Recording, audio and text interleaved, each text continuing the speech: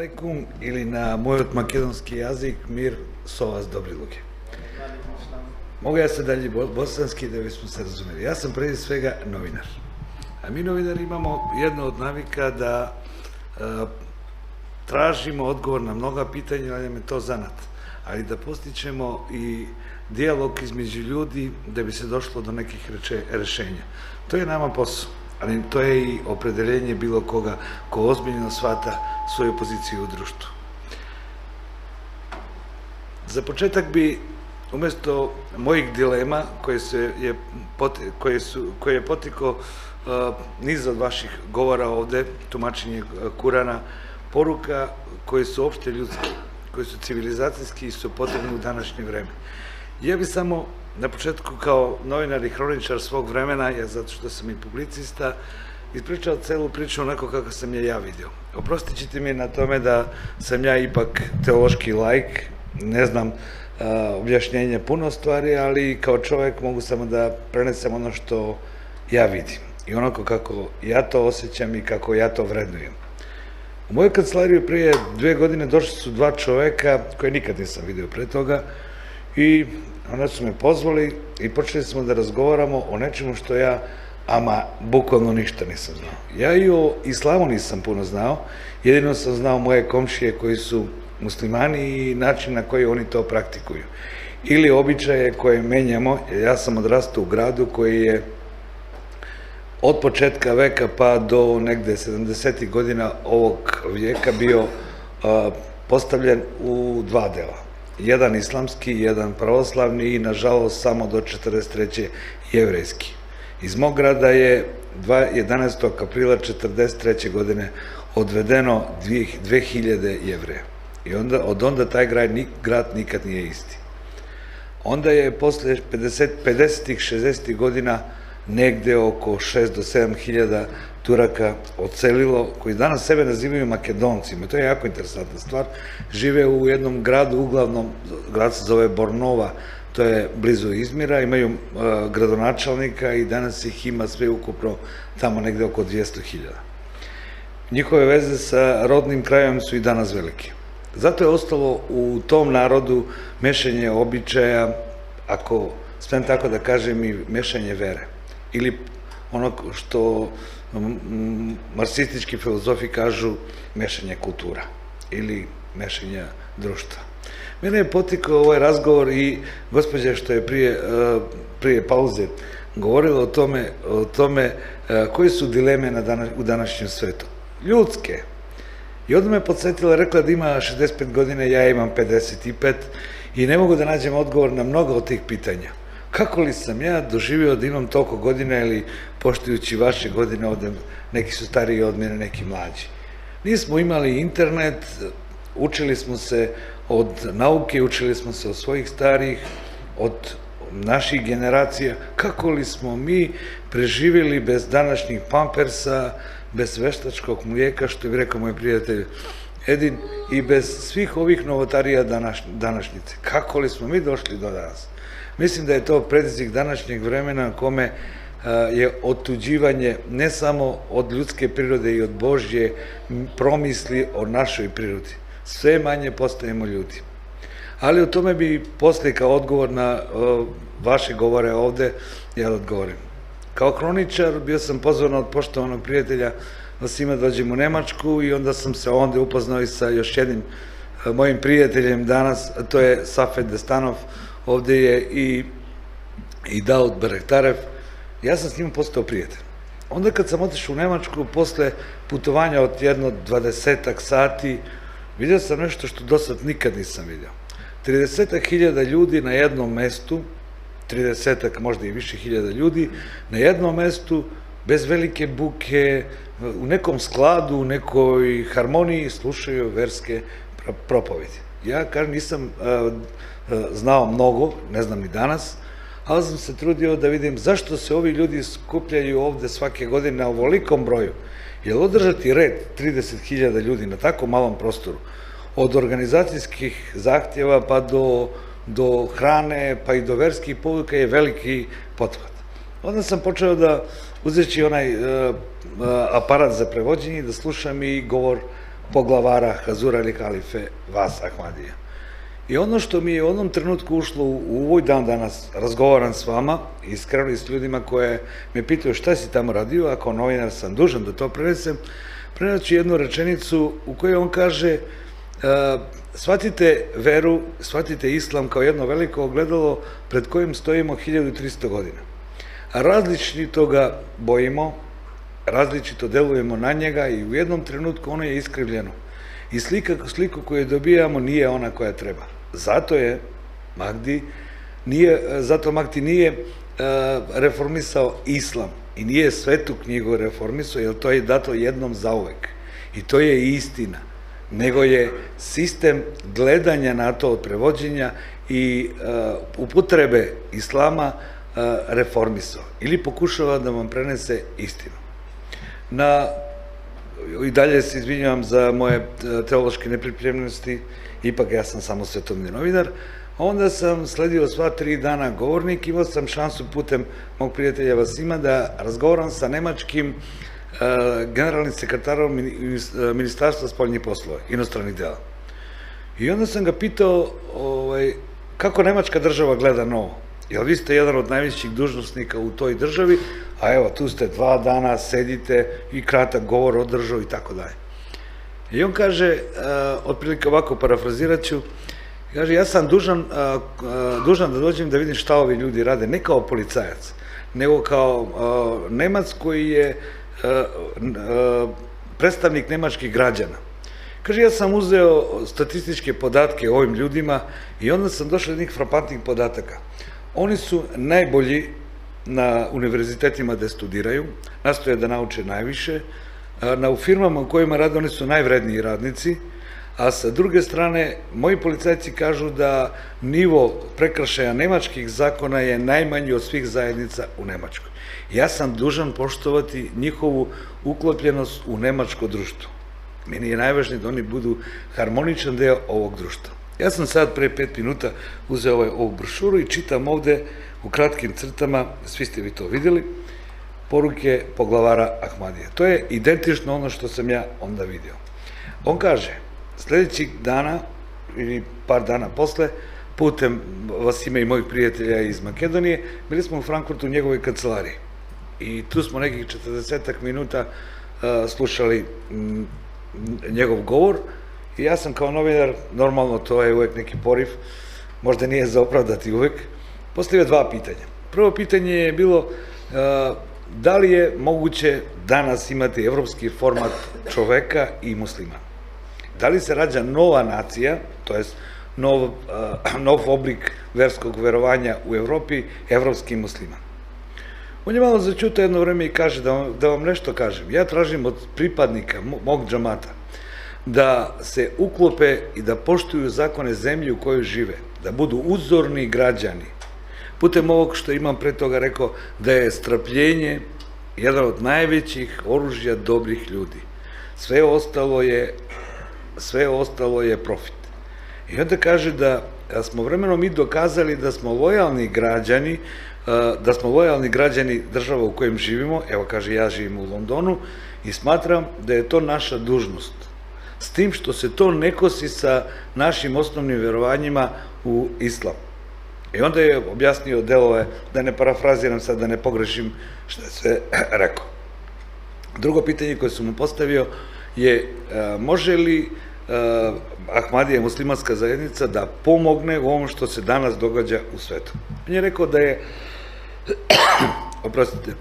je rekao da je razgovarao sa visokim predstavnikom, dužnosnikom za spoljne i bezbednosna pitanja Evropske unije. Zahvaljujem.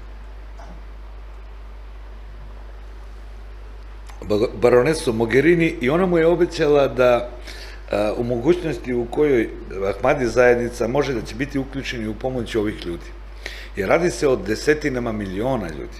Ne radi se o malom broju, to je ogroman broj ljudi i to izgleda kao seoba naroda. I onda je rekao da će putem humanitarnih organizacija i Humanity First, koja je deo džamata, da pokuša da pomogne Makedoniji, koja je mala i koja jednostavno nema sredstava da to pomogne tim ljudima. Ja sam to onda shvatio kao novinar i to sam dokumentovao u jednoj emisiji, ali dalje nisam razmišljao.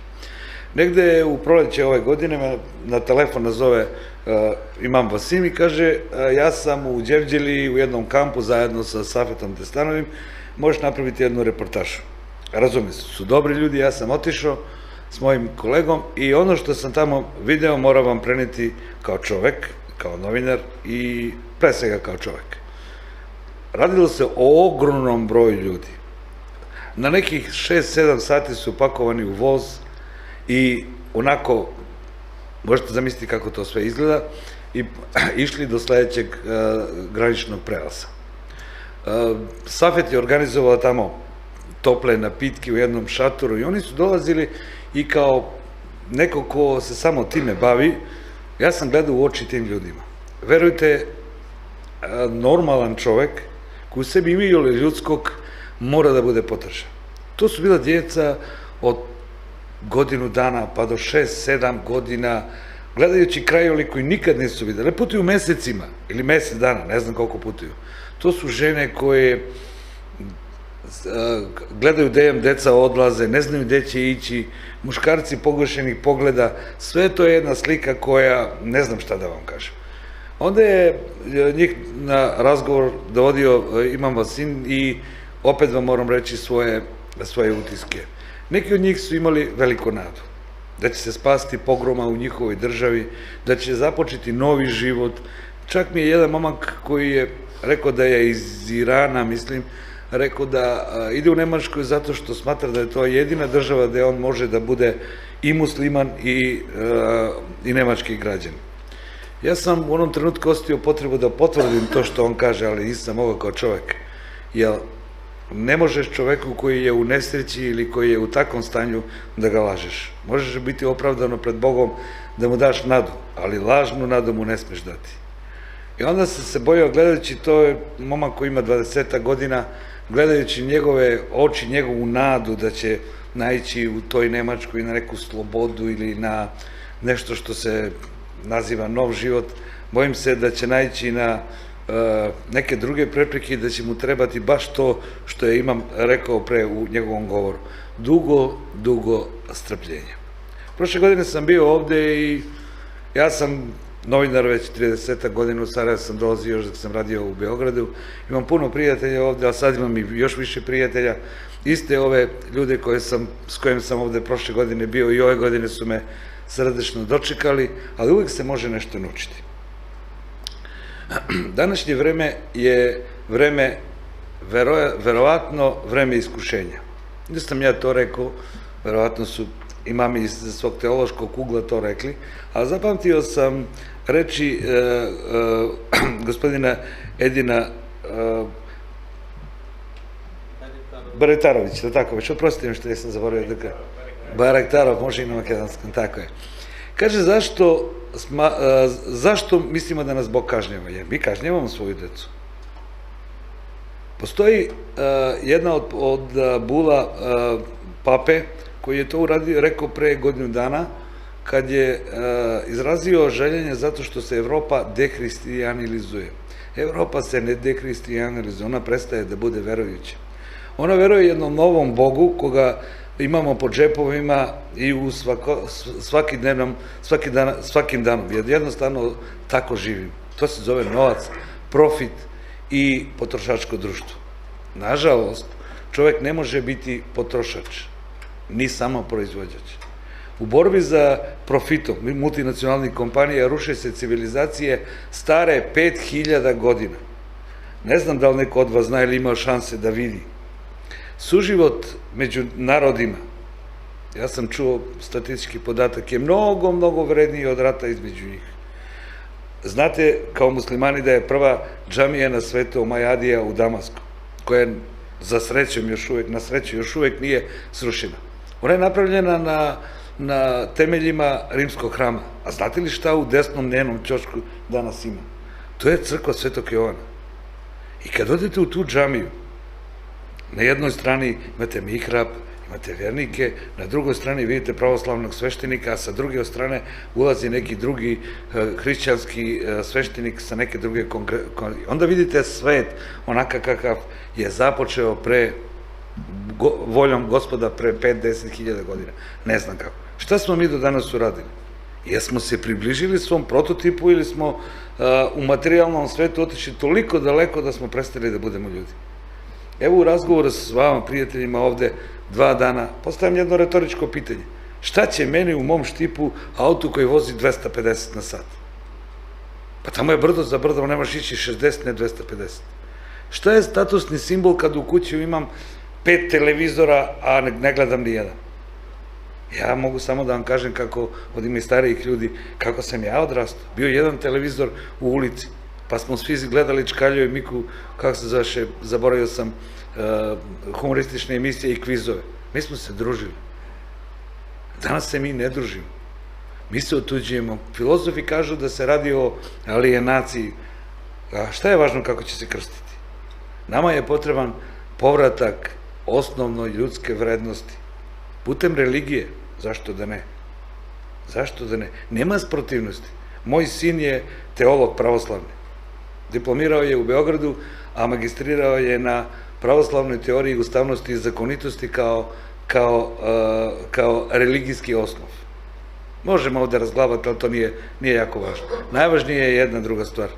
Vraćajmo se putem religije, putem našeg verovanja, našem osnovnom biću, a to je da smo ljudi. Iako su stari Rimljani rekli lupus, lupus hominus est, čovek čoveku je vuk. Danas nije čovek čoveku vuk. Danas čoveku je neprijatelj.